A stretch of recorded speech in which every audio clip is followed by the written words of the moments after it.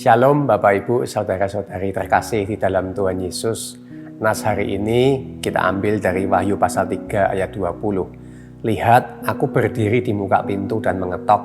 Jikalau ada orang yang mendengar suaraku dan membukakan pintu, aku akan masuk mendapatkannya dan aku makan bersama-sama dengan dia dan ia bersama-sama dengan aku. Konteks ayat ini harus dipahami Bapak Ibu. Ayat ini berbicara dan terkait dengan ayat 19. Barang siapa kukasihi, ia kutegur dan kuhajar.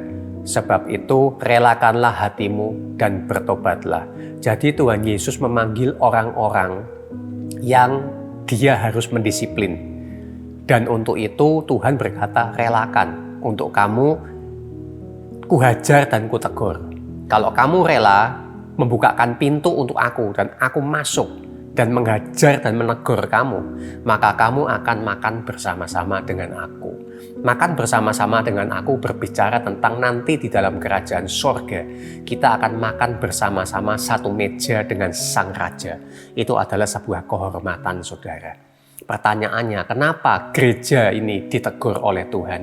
Ini adalah gereja Tuhan di akhir zaman, gereja Laodikea yang suam-suam kuku. Ya, nanti Anda bisa baca sendiri konteksnya. Jadi gereja-gereja ini adalah gereja yang tidak menyenangkan hati Tuhan, tapi hanya menyenangkan hati manusia.